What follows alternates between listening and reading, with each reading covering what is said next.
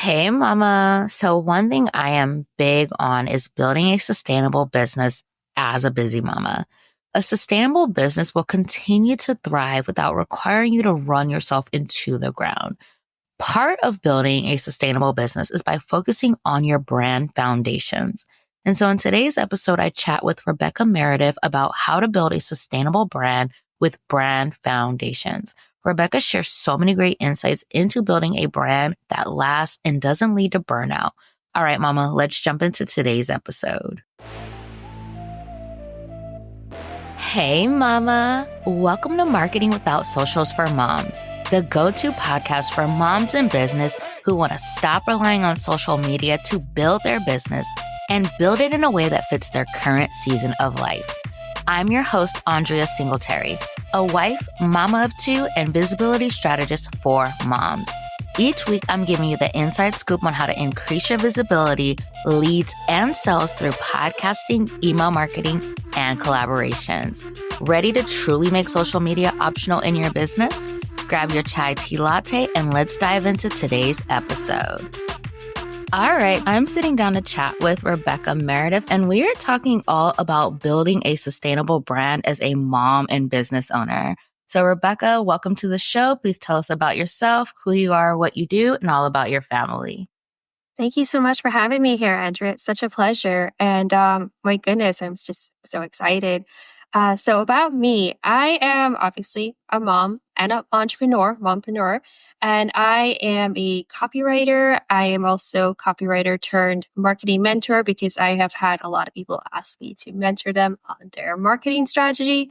And it is so much fun. And I have found that over time, there is just so many components of marketing that involves your brand, SEO, business strategy, your offers, and serving your people. And I just love helping my clientele bring main character energy to their businesses so that they can help their clientele feel like heroes in their own journeys. It's just so much fun. I can geek out on it all day.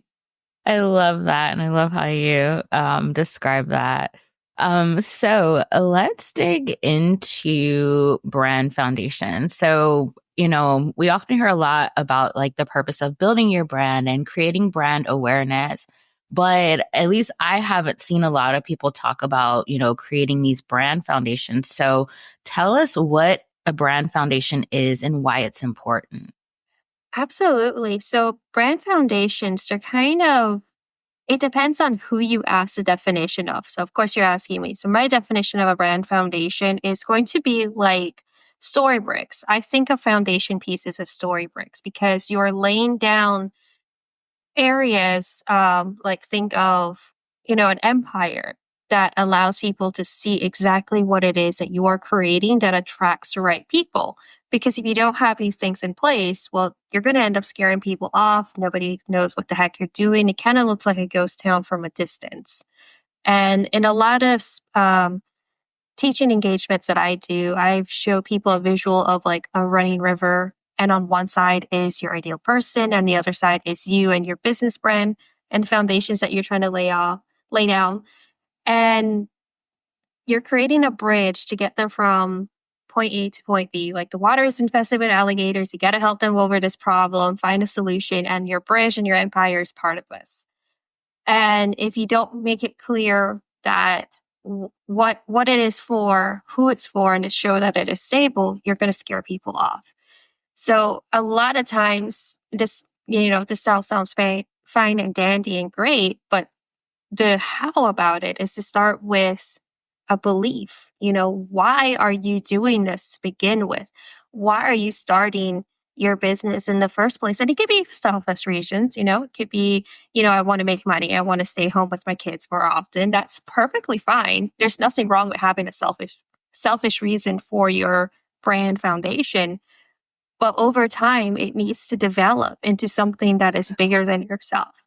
And when people see that, they can see that you are showing up not just for yourself, but for them as well. And that you're going to help them get to that next stage in whatever it is, whether you're a business helping a business out or you're a business helping a consumer out, you're here to help them solve a problem that they need to make their lives simpler.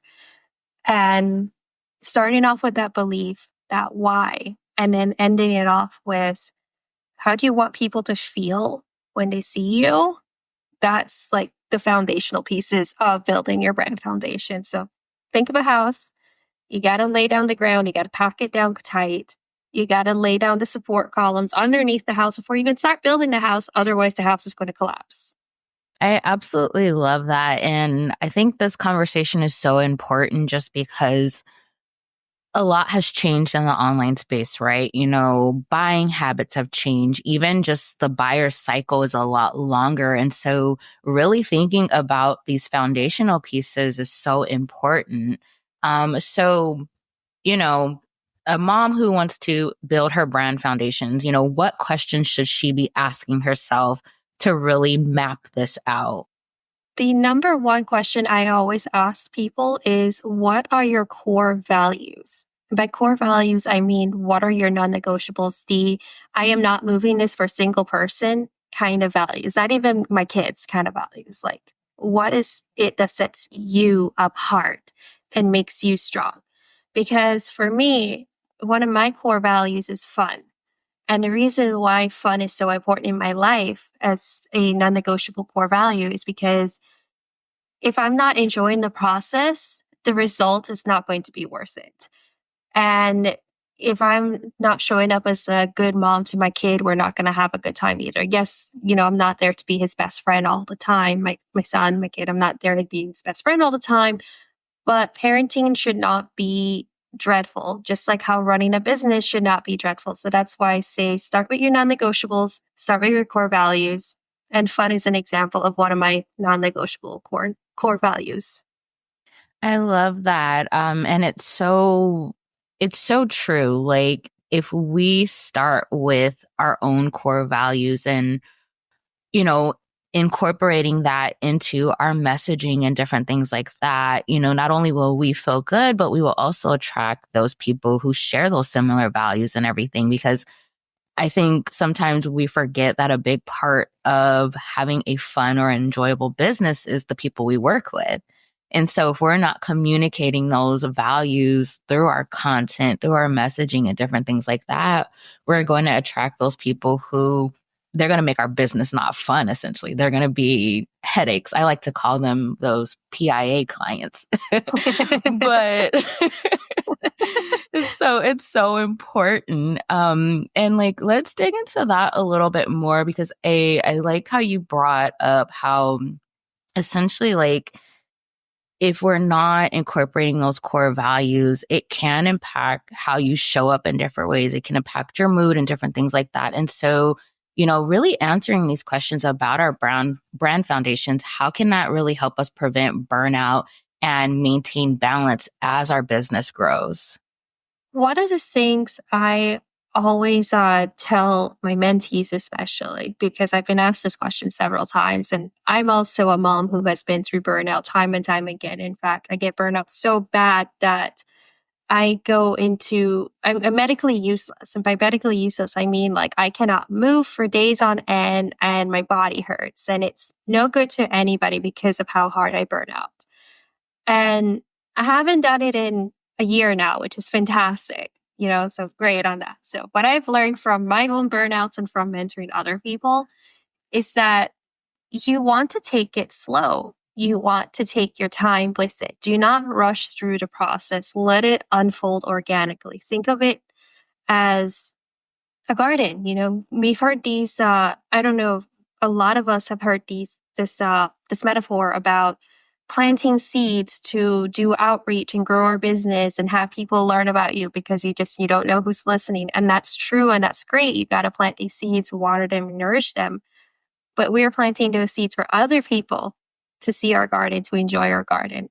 When it comes to us, we have to also do the same. So starting off with foundational pieces like self-care. Self-care is so important because a lot of moms do not take care of themselves. I'm guilty of this too. I put myself last a lot still. Like I'm still recovering from doing this. No, we're not perfect. But take care of yourself. Again, ask what is non-negotiable to you. Ask your why. Why do you want to continue doing this? And just have fun experimenting because sometimes what we think is a great idea may very well be a great idea, but just not for us. We have to try something else and see what works for ourselves. And this is where I say you have to basically find out your uniqueness. And I say this with the word you, replacing the letter U for unique, uniqueness, your UNES value. Or I like to say what makes your brand saucy. What's your uniqueness sauce that you bring to the table? And that kind of helps you not burn out because you're doing something that nobody else is doing. You're figuring it out as you go along, and you're bringing a fun aspect that makes you stand out. So it makes branding 10 times easier because you're not copying somebody else. You're just bringing your own fun values that people are like, I like this about this person, and I'm going to follow them to the end of the year and do what I can when I'm ready. Like, I still have people who I interacted with 3 years ago coming to me because of that uniqueness that I bring. I love that. And one of the things I want to add to that is know that it does take time. I think sometimes, especially when you're starting out and you put this pressure on yourself to have your business like hit certain goals and achieve certain things and whatnot. And you have to take that pressure off yourself. Building a business takes time, kind of like even the analogy you gave about like the story bricks and everything and building that bridge to, reach your ideal person. That takes time, figuring out one, who your ideal person is, but also finding out, like you said, your uniqueness, your thing, your you-ness and everything. It takes a lot of experimenting and exploring and everything. And I'm sharing this because I'm 3 years in the business and I've just found my thing.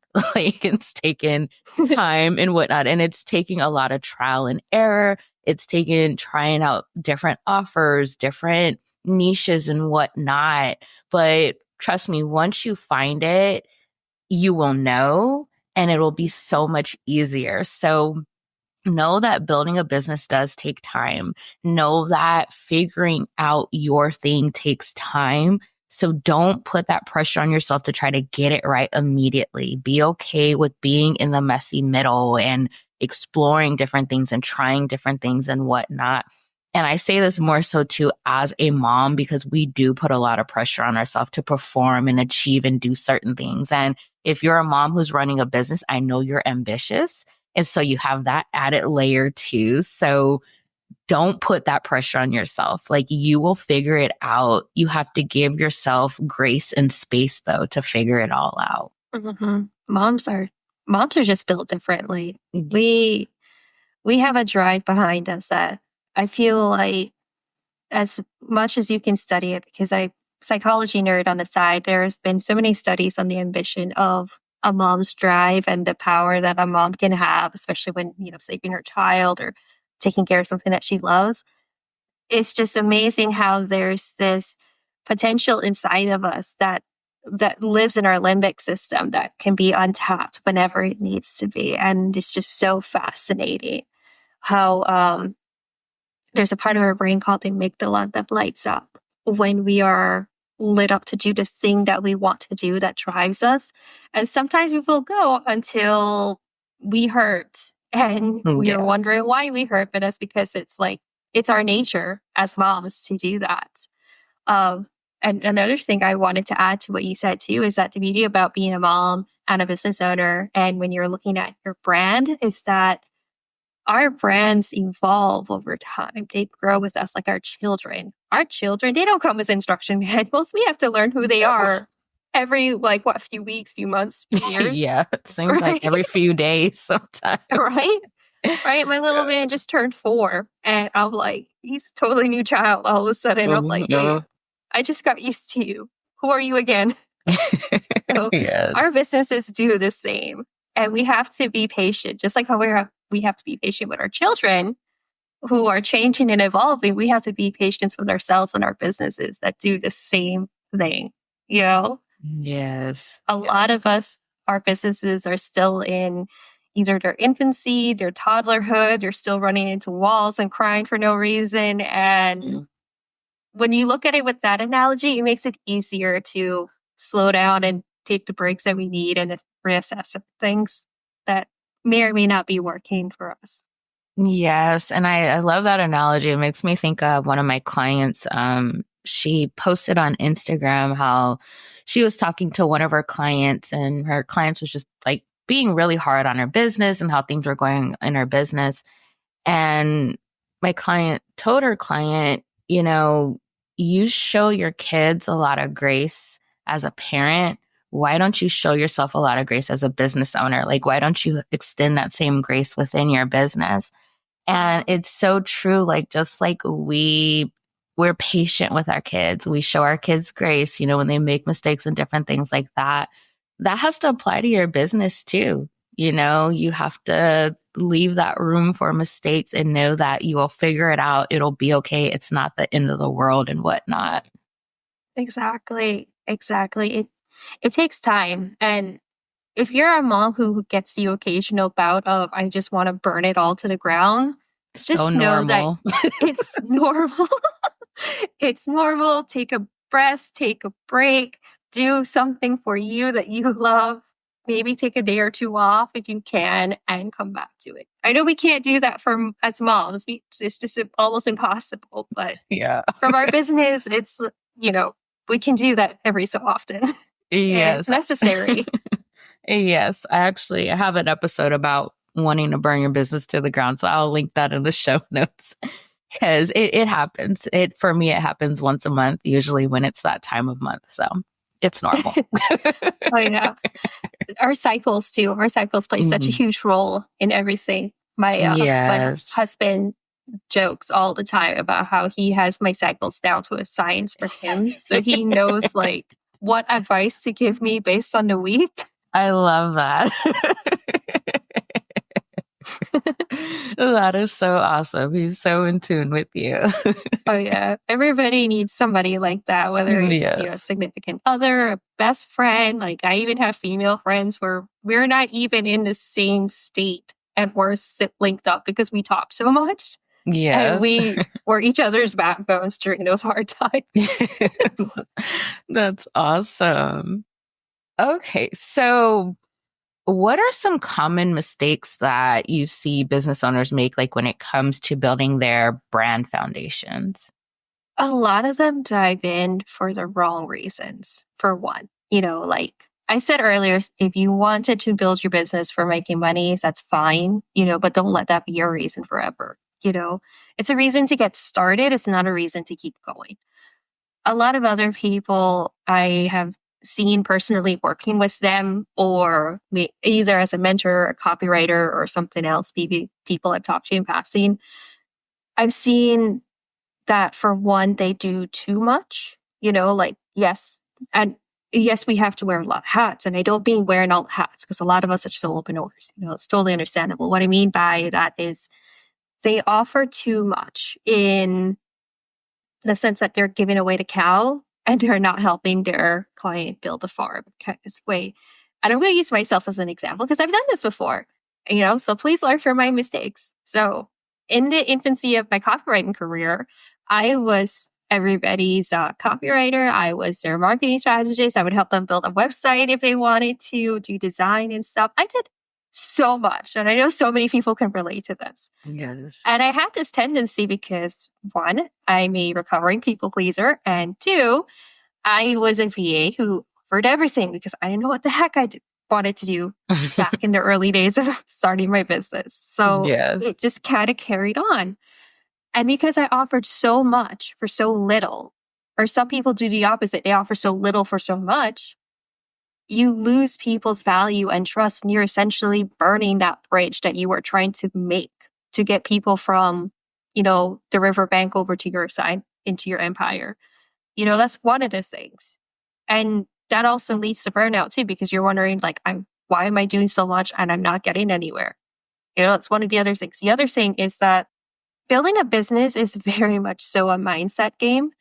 And by that, I mean, I had a coach once tell me that being an entrepreneur, being a successful entrepreneur, is like personal development on steroids.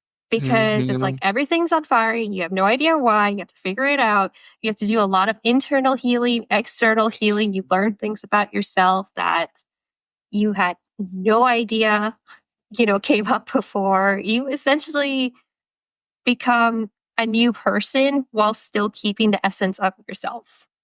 It's very convoluted, but it's true. So a lot of people who don't take the time to look into personal development, and I don't mean like reading hundreds and hundreds of self-help books. I just mean like figuring out who you are. Like for me, sometimes I need to read fiction. I love reading fiction because I find that I learn more about myself in fiction books than I do personal development books. Because after a while, somebody can only say the same thing so many times, So try to do something that you like, that fills you up. Also, another thing I have come across when helping a lot of people is that they get stuck in perfectionism mode. Perfectionism is the enemy of progression. And when you're trying to make everything perfect, thinking that you have to have all the pieces in place before you even do anything, you hold yourself back. On the flip side of that, you probably don't even know you have enough or not. So this is where I say again, experiment, learn, have fun with it. My mentorship program started off as an experiment that I offered for free in the beginning to help people out because I wanted to try something new. And, I'm now able to help people and still earn something while doing it as well. It's still an experimentation mode as we speak right now, but, it's a lot of fun. So try, learn, and try again. As business owners, yes, we wear a lot of hats, but one of the hats that a lot of people forget about is the mad scientist hat, because we are all mad scientists in our own business as well. Yes. I love all of that. The mindset piece, it's so true. Like I like to say entrepreneurship is 99.9% mindset, because literally you can talk yourself out of doing things. And even that perfectionism, that's a mindset thing too. Like you literally hold yourself back. And if you're not making any moves in your business, like you're not going to know what's working, what's not working. You're not going to find your way. And so you literally have to get out of your own head. And I think the other layer here, when you're a mom running a business, sometimes mindset drama in your personal life dips into your business. And so you're thinking you're having a business problem when in reality, you're dealing something personally, whether that's family, something going on personally with you and everything. And so just being aware of that, we really have to look at the facts, like get out of the emotional side of things and really look at, okay, what is actually going on?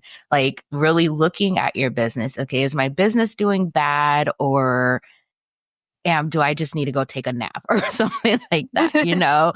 Like just really if you really focus on your mindset, you will see success in your business. Like I kid you not. And I know people hate hearing like mindset, but it's so true. Like you do a lot in your business. Like you were saying, we wear so many hats as solopreneurs and everything. Like you have to be the CEO, the marketing team, the creative, like all these different things and whatnot. And so if your mindset is jacked up, you're not going to be able to fulfill those different roles in your business. So I promise you, take time, work on your mindset.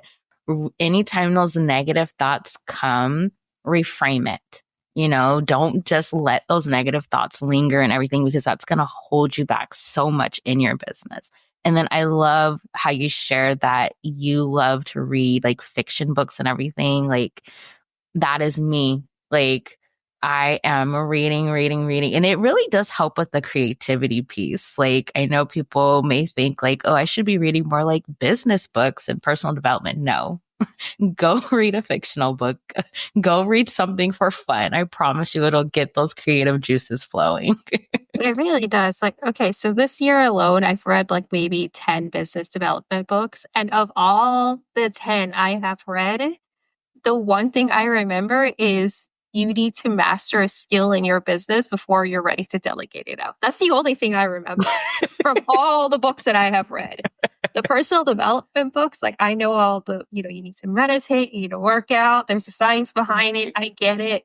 I've heard it a million times. It's not going anywhere. I think the only thing that's really sticking with me is from a book I'm currently reading about thinking in bets and that how life is like poker, not like chess, because of the decisions that you have to make, because you only have so much that you can do based on the information presented in front of you, you know? And that's like the best piece of advice I've learned from a personal development book in a long time. I think I get most of my inspiration and craziness from the fiction that I enjoy reading. Like, because I homeschool my son, we read a lot of fiction. So I'm getting crazy ideas from these graphic novels and these other little books and stuff. And my son, even though he's 4, we don't read the books for 4-year-olds. We read the books for like 7 and up year-olds, Yeah. So the craziness level is there. And it's not like I'm one of those moms who pushes their kid to do more. It's just, I had my kid when I was in college and he sat with me through a lot of psychology classes. So he's a little bit nutty like his mama. Oh, I love that. So one question I love to ask my guests is, who is one coach or mentor who's had a major impact on your journey as an entrepreneur? One? Oh my God. I have 3 I'll right give now. you 3. I'll give you 3. Okay. This is currently in my life, I have 3 mentors at this time. And each of them are copywriters of some sort, but they are doing different things in their lives. One of them, her name is Alex Cataldi. She was 2022's Marketer of the Year. I got certified underneath her, loved learning from her. And what I learned from her was that anything is possible. Well, she says possible because her brand is Copy Posse, which is really great. But, but how it's okay to be the rebel, but you can do it in a fun way that helps the world, Another one of my mentors, his name is Jacob McMillan. He's where I first learned copywriting from.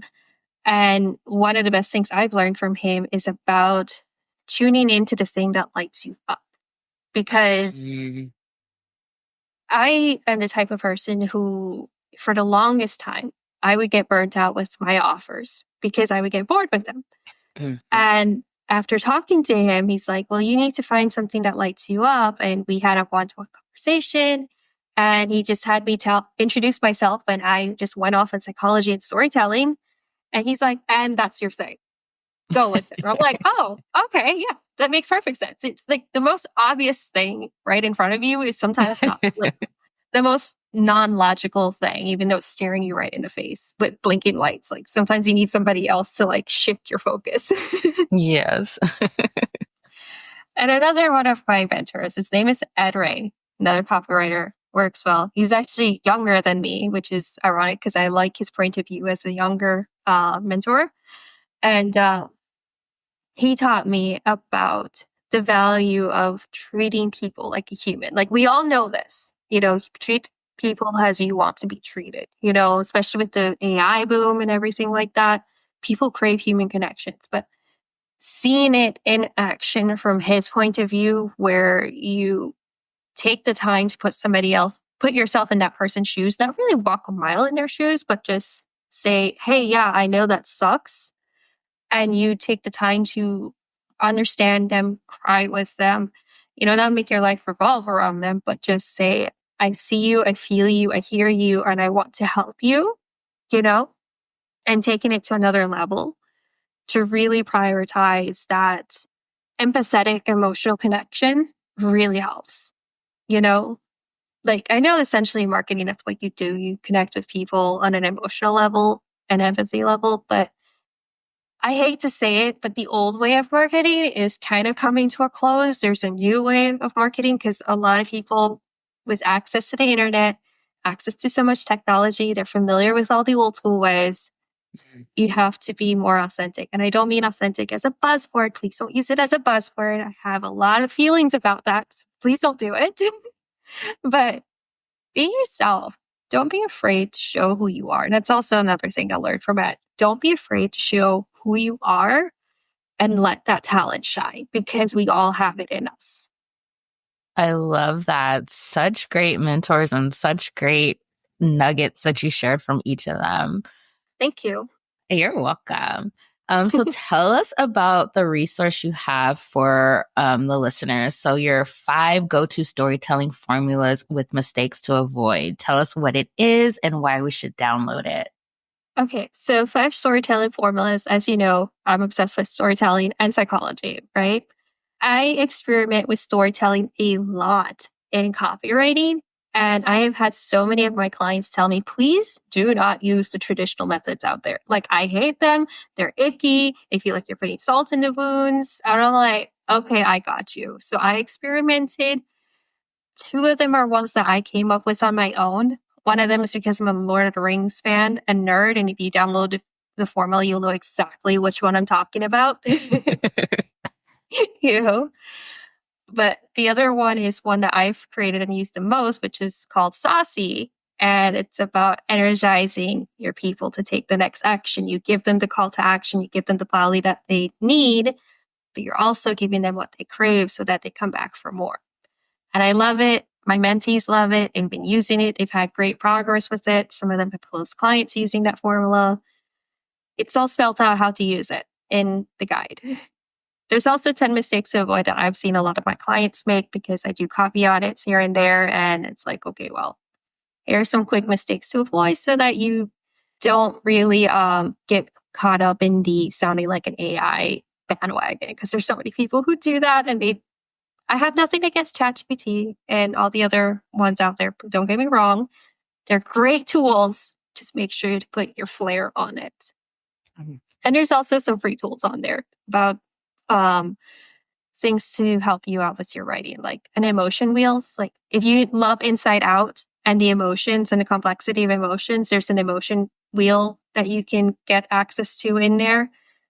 And it will show you like the broad spectrum of emotions to help you out so you can get that exact word that you need to convey a feeling that you want to talk. Because sometimes we have that tip of the tongue phenomena. Mm-hmm.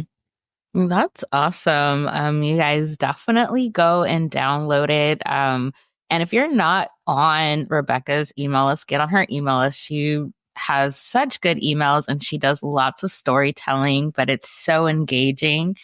So definitely join her email list. Thank you. I love storytelling. I really appreciate it.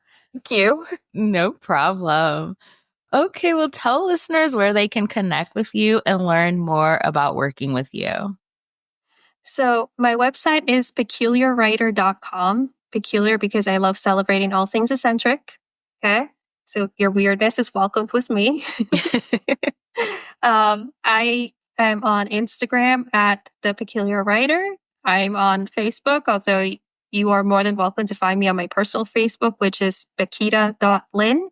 Bequita is a Spanish nickname for Little Becca. Okay, just so that you're aware. And I'm trying to get more on LinkedIn. Try being the keyword because LinkedIn still scares me. They can message me and I'll respond, but posting, I'm still getting used to that. Yeah. All right. I will make sure to link all of that in the show notes. Well, thank you again, Rebekah, just for chatting with me and sharing so many good gems when it comes to, building brand foundations and storytelling and all of the things. I truly appreciate it. You're so welcome. I could talk about this stuff for hours, to be honest. So I had to tone it down a lot. I also love talking to you. You're so wonderful to talk to. Oh, thank you. Don't forget to subscribe to Andrea if you haven't. I know there's lurkers out there. So do it now. Thank you. All right.